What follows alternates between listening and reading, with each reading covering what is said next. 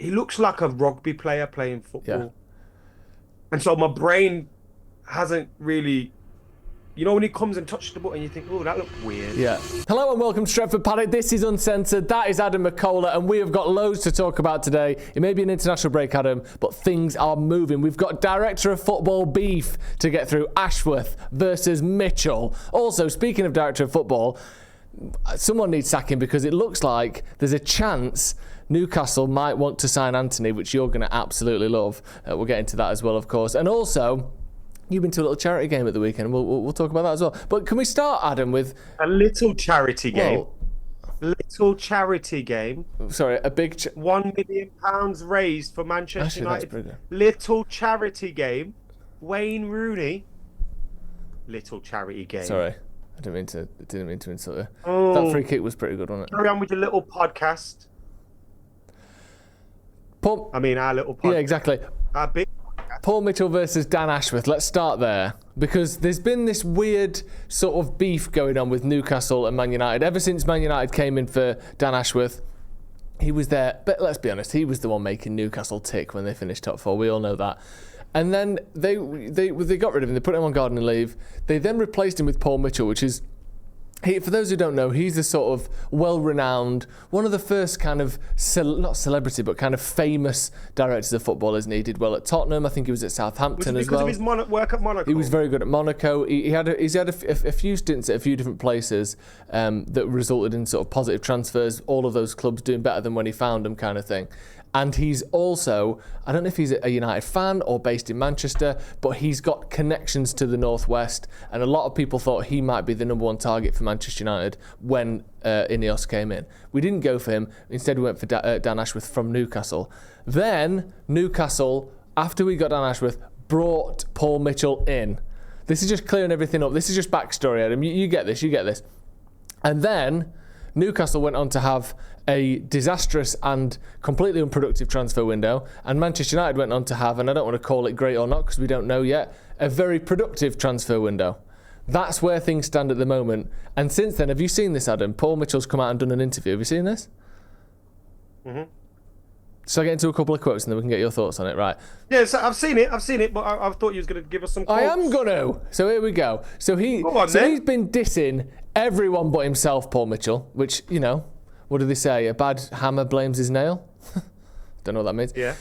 He's been talking about the state of Newcastle generally, the manager and the transfers. So he said that the transfer scheme at Newcastle wasn't fit for purpose. He said, we looked at the window, there were targets. Could there have been more? I would say potentially, which is a non-answer. He says, do we have to look at the way we recruit and scout? And also, do we have to look at where we do? Because the market is complicated and we've seen the impact PSR has had. Should our scouting and recruitment be driven more extensively with a wider reaching net? Of course, it needs to be. And that's the responsibility of me, the scouting team, the recruitment team, to do that, and Eddie to do that. He said to look at that. Is it fit for purpose? ? Right? Before we get into any more than that, there was also a comment that he made. I don't know if you finished with the quote. Have you? I've got a couple more, but they're not all linked to that one. So go ahead. There was a quote he made, and you've probably got it there, where he kind of suggests the manager has too much influence on transfers. Yeah. Shall I get into that? So let me read this next comment and you tell me if you think it's the same one. So this is talking about the Mark Gay transfer, which didn't happen. But I think they basically went all the way from like 45 million bids up to 65 million bids to Palace, and they were all rejected. And they didn't go for any other centre-backs. That's the crucial thing here. So is he passing the buck to Eddie Howe? He says, were there options? Of course there were, as that's the responsibility of the department at Newcastle. That's why we ended up where we did. It was that player, or he felt it was comfortable with the quality that we have. Basically, if you don't get me Mark Gay, I don't want anyone. You can be on multiple deals at any one time. The focus doesn't have to be that narrow. We were probably too narrow, but coming in mid-July, that's not my strategy to control. That's my strategy to support. But there was no player that he wasn't part of deciding and saying, that's the guy I want. But that thing there is, it was that player, or he felt he was comfortable with the quality that we have. He's basically saying, this is all Eddie Howe's fault because it was Gay or no one, and I couldn't get Gay. It is mental. What I also like about Crystal Palace is we want 60 million for Gahey. And then Newcastle eventually got to 60 million. They were like, actually, we want 65. Yeah. And then they went to 65. And then it was like, we want 70 million. Yep. Is what we really want. Like, it's every time Crystal Palace kept going, we'll do a price we know they won't pay. They're like, we'll pay that. And yeah, I've just found it quite hilarious, to be honest. Fun fact for you. Oh, I love these fun facts. It's been up 4 minutes in and we've already got a fun fact. Go on. Paul Mitchell, he comes from a great family. They run a pub. His mum Peggy, his brothers Phil and Grant. You got Sam, the sister. Cousin Billy. It's a great family. And I just find it a little bit out of character for him to be acting like this, you know what I mean? Yeah. Got a big reputation on the square. Why are you doing this? Why are you blaming other people? Yeah, it is weird that he's come in and immediately, because he's getting a bit of stick gone, his fault. The system's shit, first of all. The manager's shit. The guy who came before me, bag of shit. Me, class. Like, it is a little bit of an odd interview. I love that. All the Newcastle fans, when they got rid of Ashworth to United, first of all, they were lying about the transfer fee, if you remember. It went from United are paying us 20 million to actually they're paying us 10 to actually they're paying us £3 million for it or something like that. And then they were like, we've won. We've got the guy you really wanted. And now you've got Dan Ashworth. Like, we wanted this to happen. Well, it looks like it, doesn't it? You had no joined up thinking. Your manager's on the ropes. He's lost his mate Amanda Staveley. And in fact, I think it's just... I don't even think we should talk about Newcastle on this show. I mean... They're just a small club. Yeah. They're not even bigger than Sunderland. Ask Ethan. Yeah, he'll agree with that. He's behind the camera nodding. He says Sunderland are way bigger. Just to dig into it a little bit, I know you said you don't want to talk about Newcastle, but just to go into it a bit in terms of like the United angle of it, do you think that it's odd for... Well, actually, before we get into that, do you think it's odd how many times...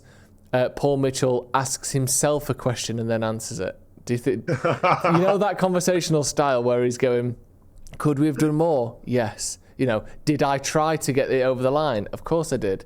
But, you know, in the end, could maybe we've been a bit more flexible? Yes. He's done that so many times. Should our scouting and recruitment be driven by more where he goes, extensive... stop asking yourself easy questions? He's asking him... Where he goes, stop asking yourself easy questions? It may be. I don't even know. He's conducting this interview with himself. Should our scouting and recruitment be driven more extensively with a rider reaching net? Of course.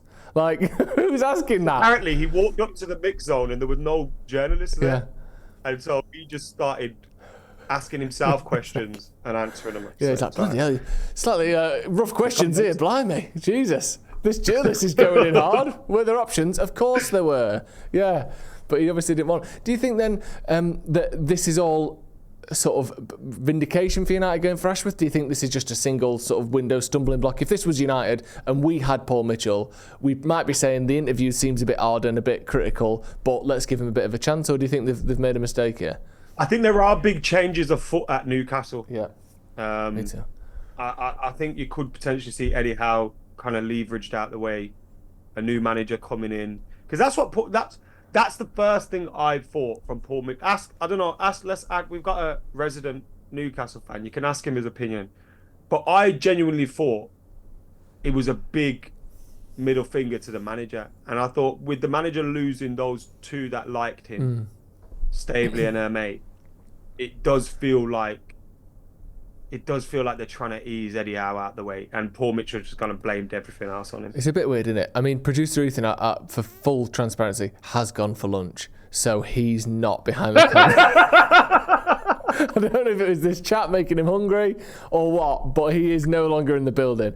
What you're talking about there about obviously him maybe going elsewhere, these things and that thing. Another thing in terms of deals, there was this reported bidding for Anthony Elanga as well of 50 million on deadline day. Did you see that? I seen that. Yeah, I seen that. We would have got some money out of that. It was a bit of a shame it didn't happen. Yeah, I think we were 25% selling close. It would have been about 12.5 million for United if that had have happened, which obviously would have been what our sort of third biggest sale. They're mental, aren't they? Because they started the window. It's actually really interesting what's happening at Newcastle. I read a big old article on it in The Athletic.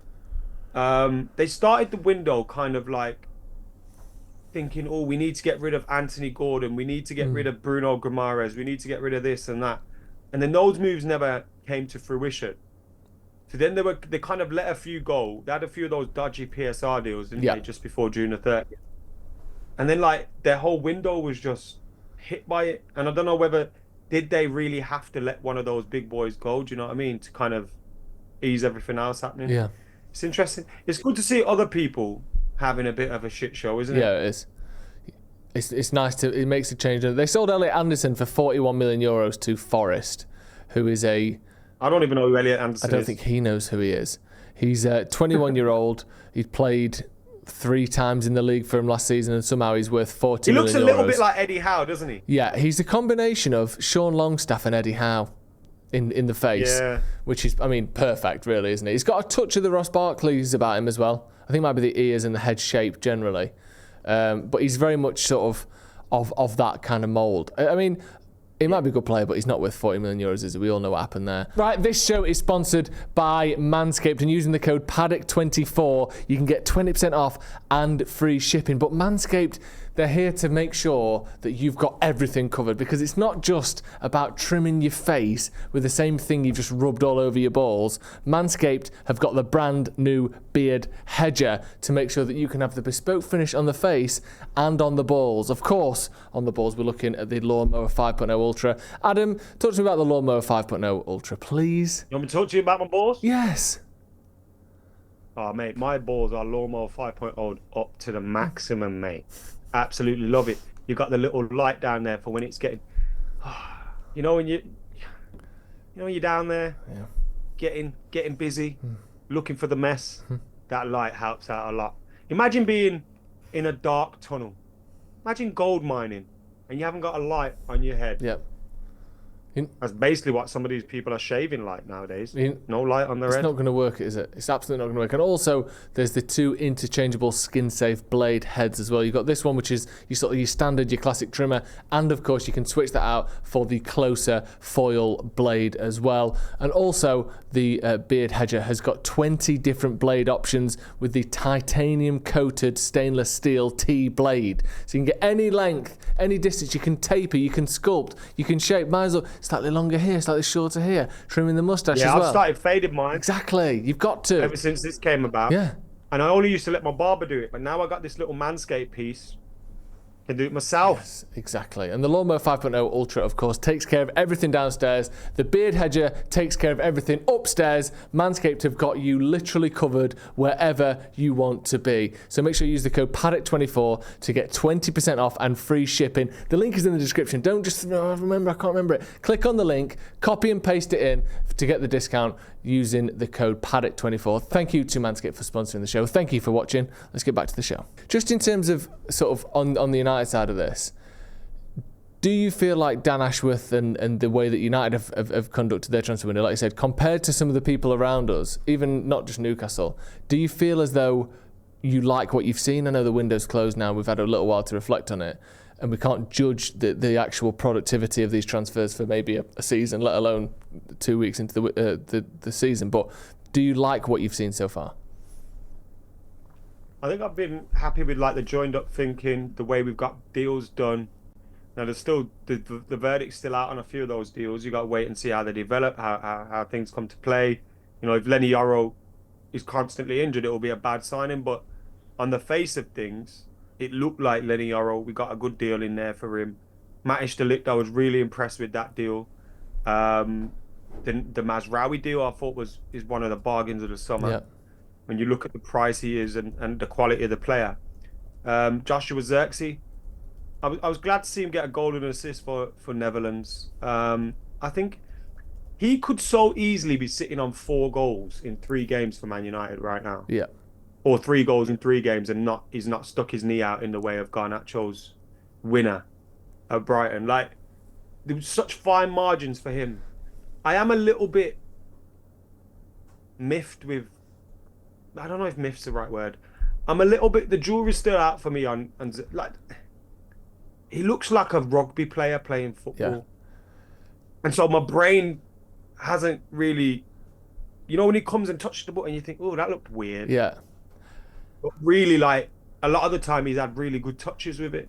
I was saying, I was saying this on the watch along the other day.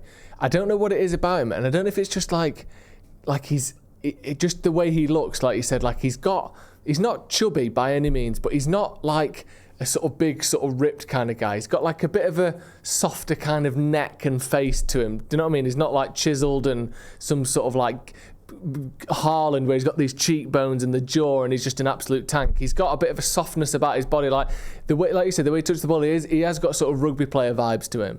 And I think he needs to get up to the speed of the Premier League. When you see what he did for Netherlands and they were playing against, who was it they were playing against? Bosnia, wasn't it? Bosnia, I think.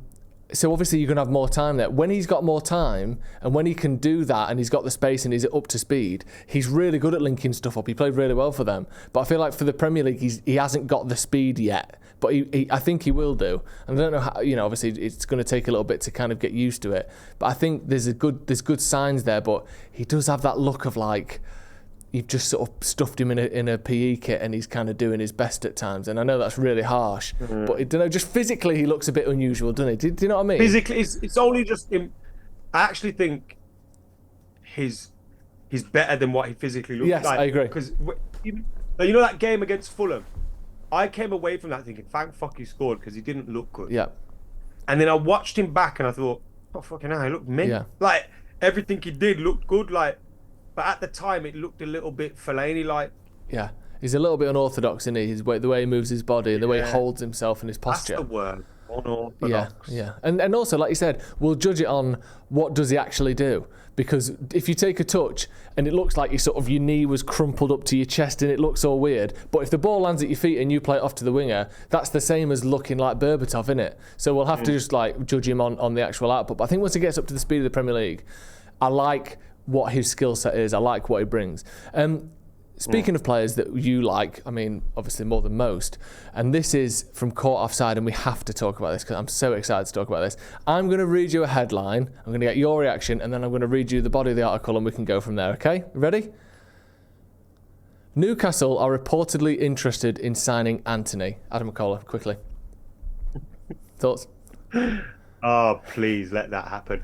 If that happens, we have to build a statue of Dan Ashworth right next to Sir Alex Ferguson. If he can get £40 million for Antony and in a double bubble, double swoop, he gives him to Newcastle.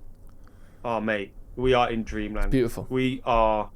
We are beyond the promised land. I think that'll be a bigger day as the 26th of May 1999. Let me read you this article. So it's from Caught Offside, so we can just push it through the Caught Offside filter in your brain in terms of reliability. But here's what they've said. Caught Offside sources have said... have advanced that Eddie Howe is considering a move for Manchester United's Brazilian winger Antony in their pursuit of Anthony Elanga if that falls through. Sources indicate that Man United are now open to selling the player that they paid £86 million for a fee in the region, like you mentioned, of £40 million. Howe is said to highly appreciate Antony's skills and believe that he would be a valuable addition to the squad. Furthermore, the player is keen on potential move to the North East Giants, and this is my favourite bit. Caught Offside sources have reiterated that Newcastle are happy to play the asking price if Antony, if he joins, and he will hit the ground running on Tyneside. He'll quickly become a fan favourite and potentially resurrect his career. Thoughts? He needs a witch doctor, bro. He ain't resurrecting shit, man. He might. We ain't resurrecting shit. What are you doing, Adam? All you are doing here is knocking his value down.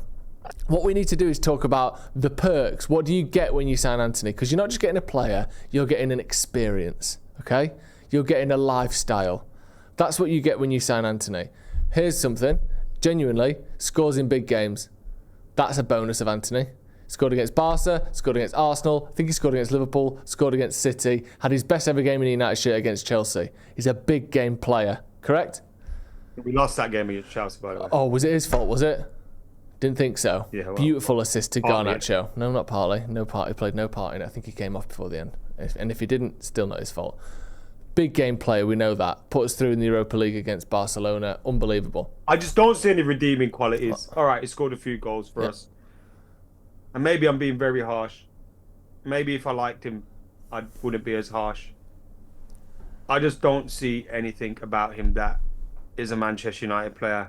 In terms of on the pitch, in terms of off the pitch.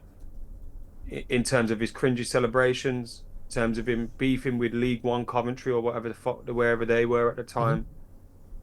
Just everything about him just stinks, I think. And he's wearing the number 21 shirt. 21 is never coming while he's in that shirt. Just letting you know. Can I offer a defence of Antony then? I think Daniel James is better than him, and I couldn't stand Daniel James. Defensively, Antony is without question one of the best wingers in the world. Oh, no, fuck off. Let me get into this. Genuinely. What we're not doing is reinventing the wheel here and trying to say a winger who's supposed to be great defensively first and foremost. Can I ask you? A winger being good defense. Go on. Sorry, no, go on. A winger being good defensively, what? No, go on. Is a winger being good defensively is like, it's nice. You want that to be the case. Yeah. But if they're a great attacker, I can do with them not being defensive at all. Okay, and some people are so good defensively, you can do with them not scoring any goals. Have you ever worked on a car boot sale? He's so good defensively for the opposition. Yeah, though. exactly. Have you ever worked on a car boot sale, Adam? I've been to a fair few. I've never worked on And one. it shows, because this is how you sell, right? Let me get into some of his stats and why Newcastle are desperate for Antony, okay? Tackles per 90, 2.95, puts him in the top 1% of wingers in Europe, okay? Blocks per 90, 2.02, top 1% in Europe. Interceptions puts him in the top 6% in Europe. Tackles and interceptions, he is literally one of the best wingers on the planet at winning the ball back high up. If you want to play a high pressing system, What he sounds like? Antony's your guy. He sounds like a fullback. And when you stick him there, he cries and whinges and moans like a little fanny. Interesting. Okay. Like I said, we're trying to That, sell it. That, by the way, was the tipping point for me. That him whinging about playing fullback, that really made me just go, fuck this guy off now. Just get rid of him. Interesting. I mean, I'd take 10 million. I'd take anything. You're obviously not as interested. I wouldn't even put a price on it. I'd just put all nearest offer. Like on eBay where you can have buy now, but then they let you make their own bid and you just accept whatever. The problem with you, Adam, is you're not looking at number of throw-ins taken per 90 because he's in the top 14% for that. So if you want a player that's well-rounded, because it's not just defensive stuff, it's throw-ins, other numbers. If we want to get someone in for throw-ins, I mean, Gary Neville's still about. We can sort that out. Okay. All right, then fouls drawn, top 21%. Do you know what I mean? Own goals scored, 0, which only puts him in the 51st percentile, but it's still better than average. So you're acting like he's got nothing right, but he's got a lot right. In all honesty, maybe he's not as bad as I make out, but I just don't like it. Yeah, and he has got that thing of there's not a lot to like, which is always a problem with players. There's certain players who can have bad performances and can have bad seasons or 2 bad seasons, but there's always going to be a market for people defending him. Some players are just likeable people, aren't they? And he doesn't really have that likability factor, which is he's always going to struggle with that. If we can get 40 million from him, would you say that's the best bit of business United have done ever in terms of sales? I mean, it represents a £40 million loss. So, I mean, if you look at it like 55. that, no, but I don't think he's worth a quarter of what we paid for him at the moment. So if you can get 40 million for him, I mean, take it. Yeah, I'm sorry to do. I hate to be like this about one of our own players. Exactly. Go on then. I just don't like him. Yeah. So let's move on. I feel like a lot of people think that, but in defence of Antony, he hasn't left, and while he's still here, I would like him to play well for United, and that's the case with everyone. You see all these things of I'd love him to prove me wrong. Yeah. But guess what? He won't. And I'm seeing a lot of memes at the minute, anti-Antony memes, where one of them was a picture of Messi, and it said 2012. It said 91 goals in a year, and there was a picture of Antony. It said 365 days in a year, which is obviously harsh because we all know everyone gets 365 days a year. So that's not very nice, is it? And I don't like that. So I'd like you said, I'd like to move on. And I think anytime someone plays for Man United, we should support them. Largely speaking. Right, let's talk about this little Legends game that you went to. Little charity game. Let's do a little fun fact. What day does this go out? On the 10th of September? Correct. Little fun fact for Okay. you. Thursday, the 10th of September, 1998.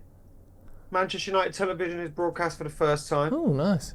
It is a dedicated television channel operated by Manchester United. Wow. Fun fact. That's very cool. There you go. Oh, you're 98. I said 99, didn't I? I thought you said 98, but either way, brilliant. Let me refer to my book of fun facts.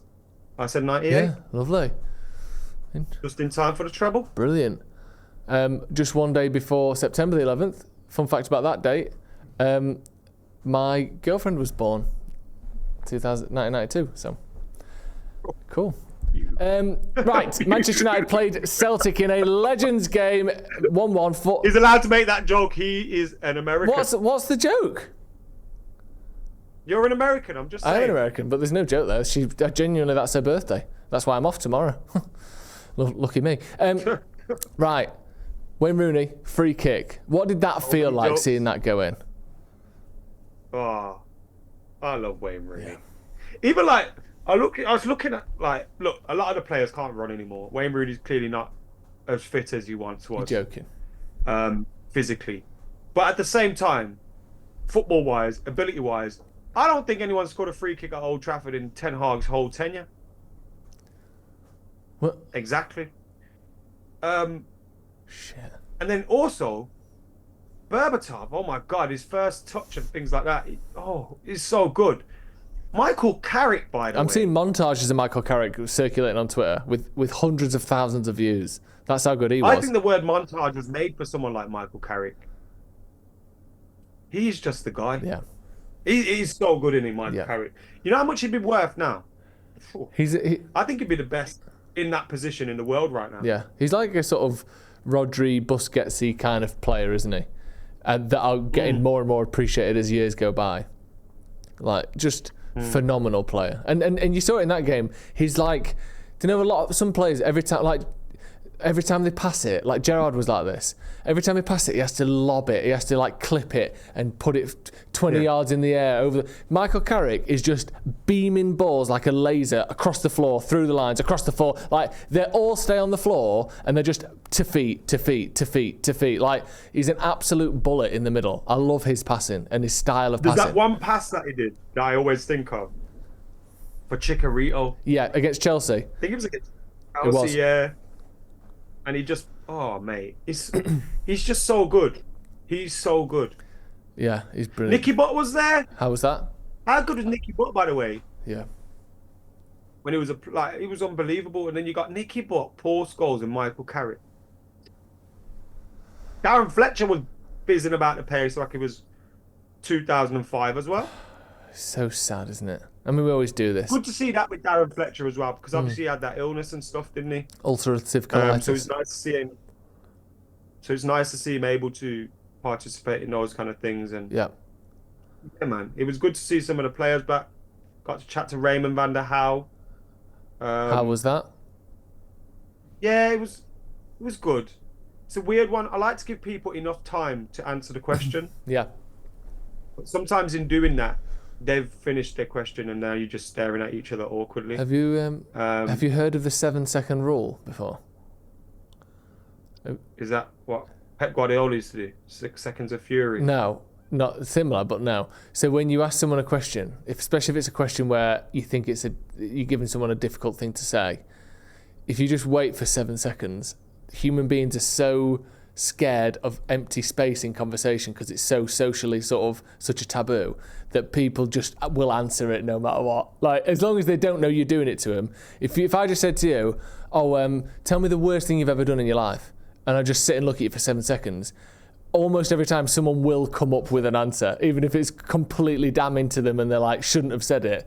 People just can't bear silence. You should have hit them with the old 7 seconds syndrome. See, one of the things people probably noticed this. I wasn't made for this job. Just blagging it, mate. You don't know about this? You know what I mean? So you weren't hitting him with the 7-second rule then? Is that what you're saying? No, I didn't know about the 7-second rule. It's a good rule. How I do? No, you do, and it's horrible. Next time if you ever try it, or you're like, who scratched my car, and you just sit and wait the silence is almost unbearable. It's so gross. You know who's difficult like that? You'd know because you've had a conversation with him before, although it wasn't filmed. It's really difficult speaking to Eric Cantona. Not difficult in a bad way, but like, because we're giddy and excited. Yeah. And you want to talk to Eric Cantona. But then when he speaks, he often just thinks. Yeah. Which sometimes a novel thing these times. But he thinks about everything he says, and sometimes he thinks while he's speaking. So there's a lot of pauses, and it's like, but then you don't want to lose him. You don't want him to lose his train of thought because something great's probably coming.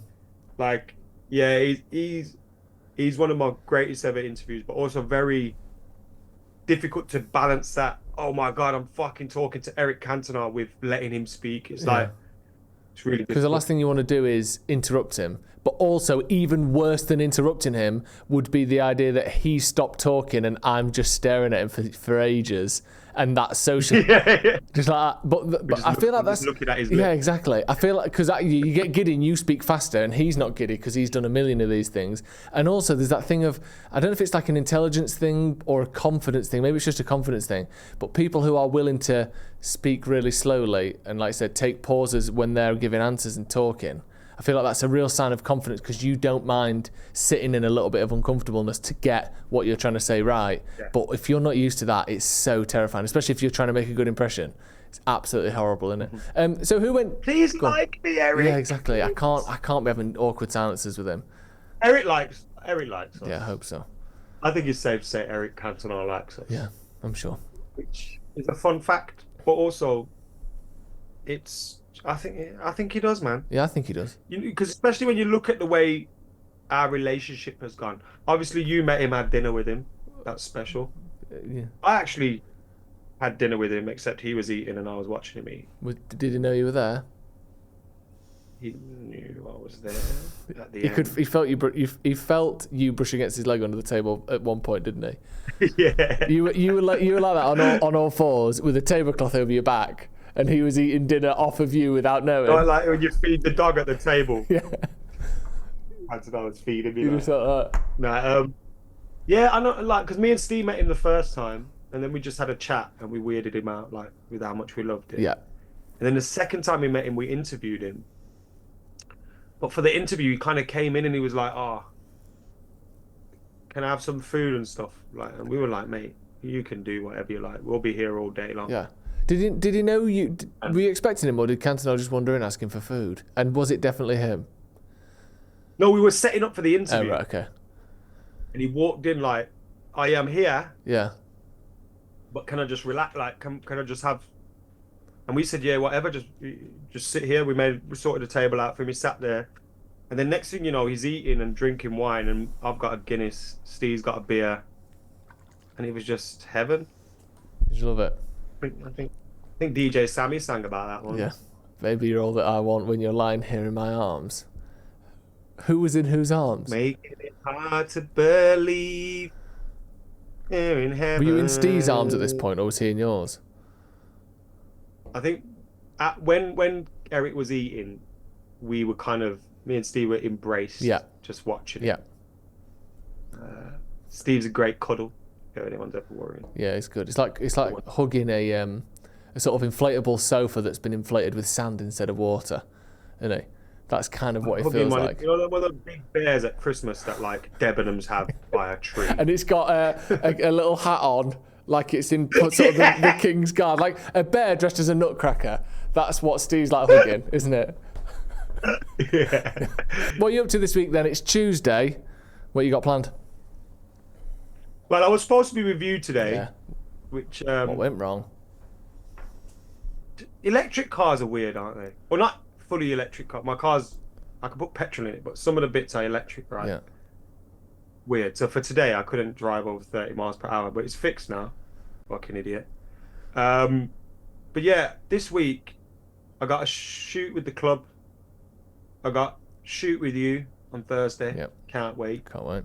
I'm going to a comedy show on Thursday. What are you going to say? You went to another one the other night, didn't you? Who are you seeing on Thursday? And tell me about Matt Rife. The other night. Yeah. I went to Matt Rife the other night. That was good. kind of, I bought the tickets based off his crowd work. Yeah, that's how he's got big, isn't Right. it? That he's for people who don't Yeah, know, and Matt Rife- he's massive. He's way too sexy to be a comedian. That's his whole thing, isn't it? He's always flirting That's the with problem. middle-aged So, women. The last 2 times I've been to the Utility Arena was Peter Kay and Matt Rife. Right? Both bloody gorgeous. There's so many similarities in there that you think aren't really there, but they both encourage massive weirdos to just shout out things. That is what, like, he was trying to, like, he had 2 parts of his show. Yeah. Right? Matt Rife, where one bit was clear that I'm gonna talk now, like he was doing a bit about anxiety, right, or whatever. Yeah.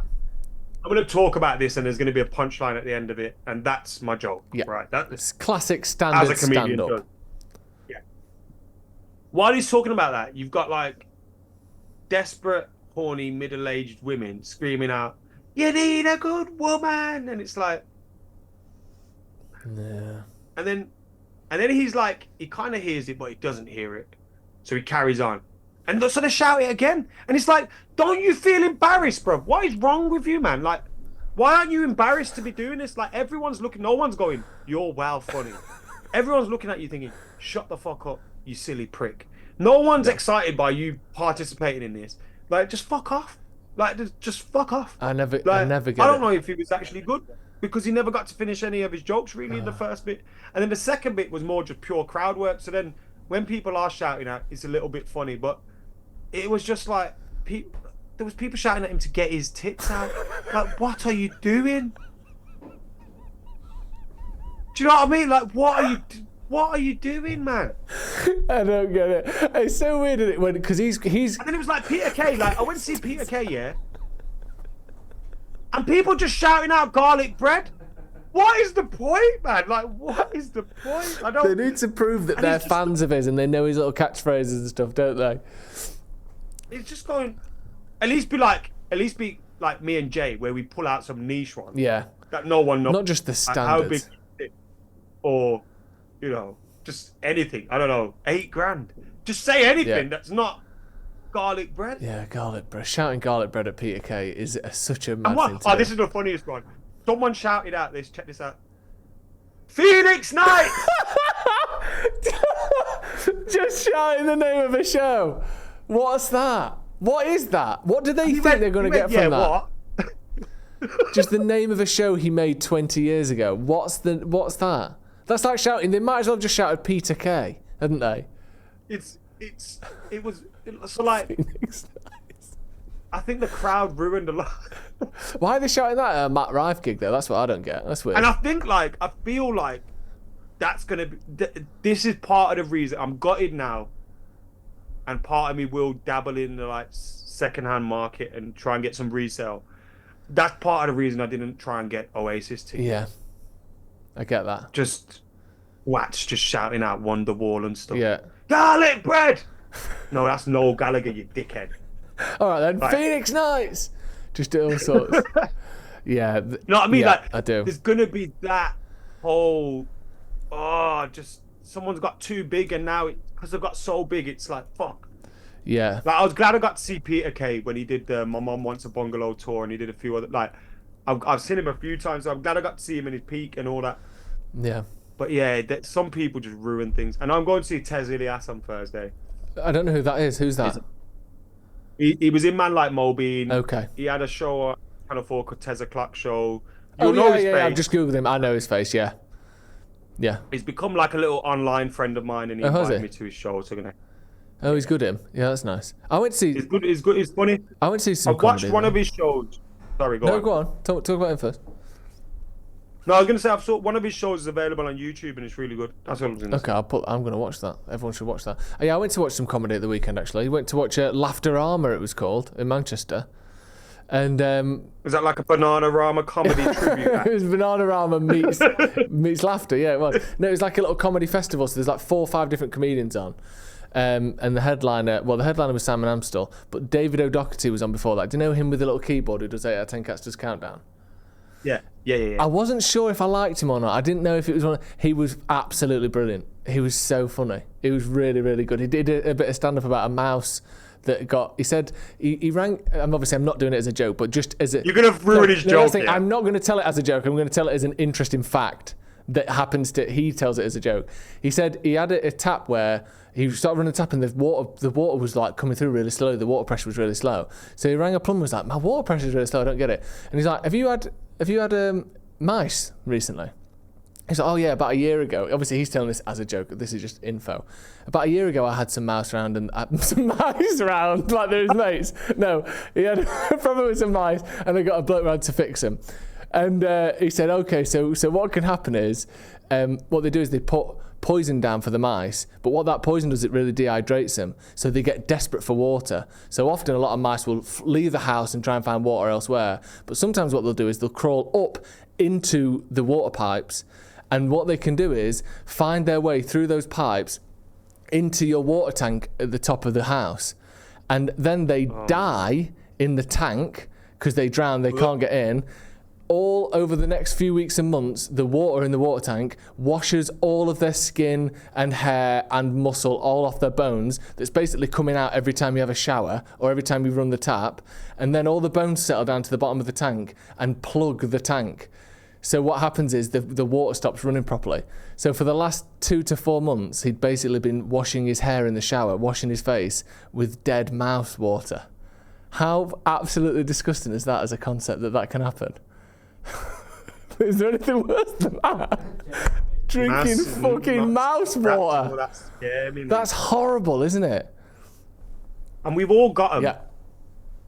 You like, all right, might not be in your house, but they're about your house. They are in the house though, as well, probably. Sometimes, yeah. Like, you know what I mean? Yeah. Fucking hell. They are horrible bastards. Yeah, they're gross. Imagine washing your face with mouse But then some juice. people have them as pets and stuff. Yeah, producer Ben had a mouse. Was it a mouse or a rat? A mouse. Like Cinderella. See, mouses and rats have got very different PR. Yep. Right, rats are dirty. Do you know what it is? If you think you've got a rat in your house and it turns out to be a mouse, you're a bit like... Oh, thank God. Yeah. A beautiful, Could be a cute rat. dormouse that could, in theory, weave its own shirt out of a blade of grass and wear it and look really cute. Do you know what I mean? Whereas a rat, Yeah. what's that doing? In theory, it's killing and eating a cat, isn't it? That's the worst it could be doing. They're two completely different. I think, do you know what it is? And my cat's too old now. Oh. For this Imagine you walked out and you shit. saw... The rat probably come yeah. out, it'd just go fuck off Yeah. and not do anything.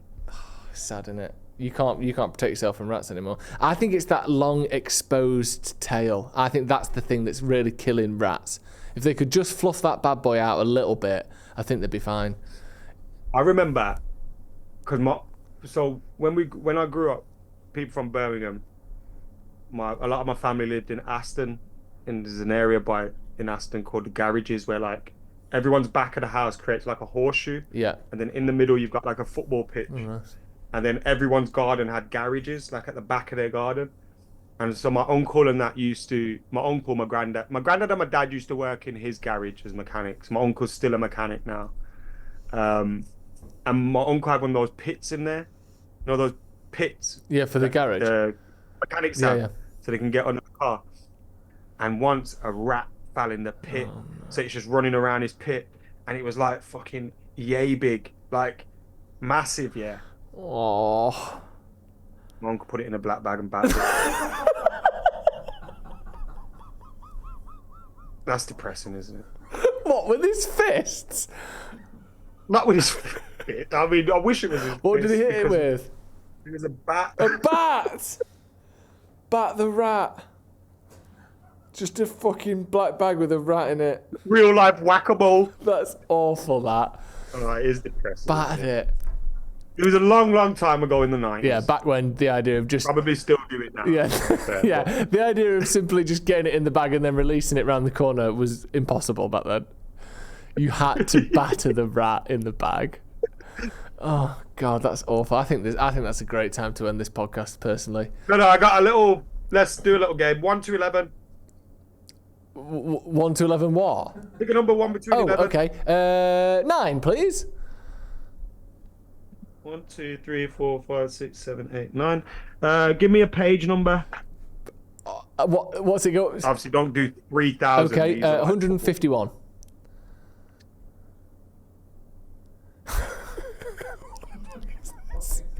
This is 151. yeah.